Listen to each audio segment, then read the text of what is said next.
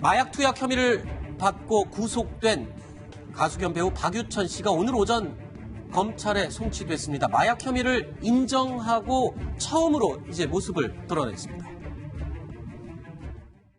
거짓말을 하게 돼서 그 부분 너무 많은 분들께 진심으로 죄송하다는 말씀 하고 싶었고요.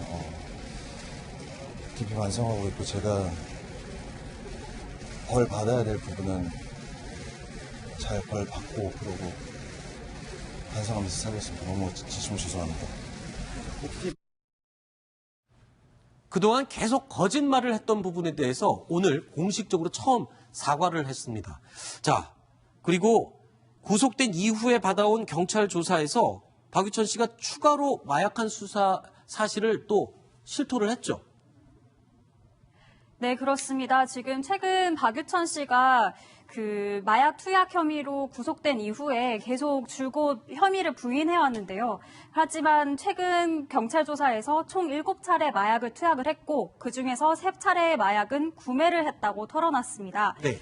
그 예전에 이제 박유천 씨가 그러니까 조사를 받기 전에 기자회견을 열었는데요. 그때 당시 본인은 결코 마약을 한 적이 없다. 그렇죠. 이런 식으로 눈물의 기자회견을 한 적이 있습니다. 네. 하지만 결국엔 저희가 보다시피 이렇게 마약을 했다는 것이 너무 투명하게 밝혀졌는데요. 네. 그래서 저희가 궁금했던 게 그렇다면은 어떤 게 이제 이 박 씨의 심경을 바꿔놨을까라는 네. 거였습니다. 네. 그래서 알아봤더니 이제 지난 26일에 구속된 이후 박 씨의 가족이 매일매일 유치장을 찾아왔다고 합니다. 아, 가족들의 설득이 있었군요.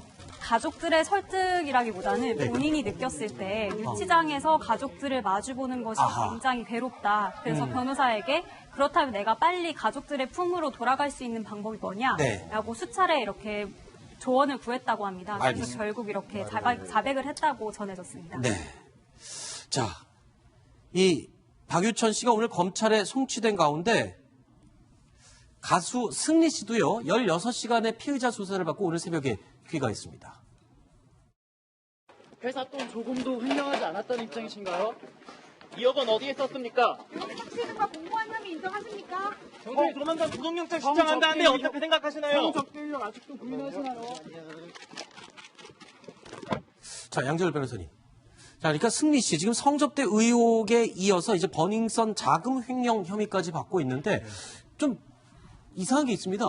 다른 연예인들 사건은 지금 수사가 굉장히 빨리 진행되는데 승리 씨 사건에 대해서는 뭔가 지금 구체적인 게 없고 계속 지지부진한 것 같아요. 근데 다른 연예인들은 생각해 보시면 네. 다 단체 대화방에서 나온 얘기들이잖아요. 거기에 네. 증거도 들어있고 얘기도 들어있고 네. 관련 영상, 음성 이런 것들도 들어있었는데 승리 씨가 받고 있는 의혹은 직접적으로 있는 것들은 거의 없어요. 그러니까 성매매, 일본에서 온 사업가들을 성접대를 할 때 그걸 성매매 알선했다는 부분에 단서만 거기서 찾아봤고 나머지 부분들은 경찰이 거의 새롭게 수사한 부분들입니다. 특히 이번에 이 몽키 뮤지엄의 브랜드 사용료 이게 뭐냐면 버닝썬 클럽 안에 네. 몽키 뮤지엄이라는 이름을 가진 부스를 따로 만들어졌다는 거예요. 네. 그 이후로 몽키 뮤지엄도 본인들이 소유한 어차피 회사였는데 거기에 2억 6천만 원 가량을 줬다는 겁니다. 브랜드 이름값으로.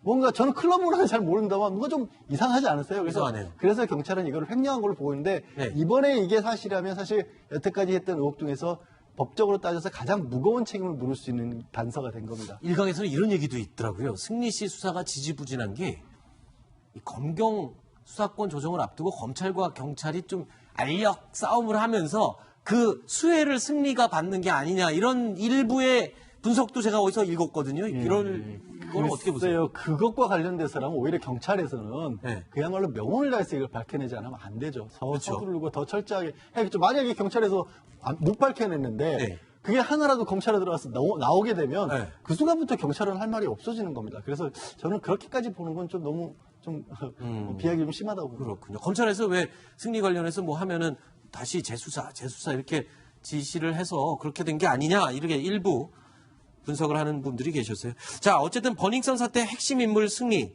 성접대, 자구횡령 뭐 이런 내용들인데 그러면 말씀하신 거에 근거하면은 구속될 가능성은 좀 낮아 보이네요. 저는 이 버닝썬 자금횡령 2억 6천이 나오기 전까지는 네. 도의적으로 도덕적으로 비난받는 것과 관련 없이 법적으로 봤을 때 그렇게 무거운 책임을 물을 만한 게 없었어요. 근데 네. 횡령 액수가 2억 6천이 되면 사실 서울 수도권 같은 경우에 그냥 이건 뭐 정해진 건 없습니다만 저희들끼리 이제 실무에서 하는 얘기가 거의 1억 원 이상이면 영장 친다는 얘기를 하거든요. 아하. 그러니까 저게 사실이면 사실 영장 가능성이 높아진 거죠. 영장을 신청하는 것까지가 가능한 거지 또 그렇다고 구속된다는 소리는 아니잖아요. 근데 거의 이제 그 정도면 영장도 나오더라라는 얘기를 저희끼리 합니다. 알겠습니다.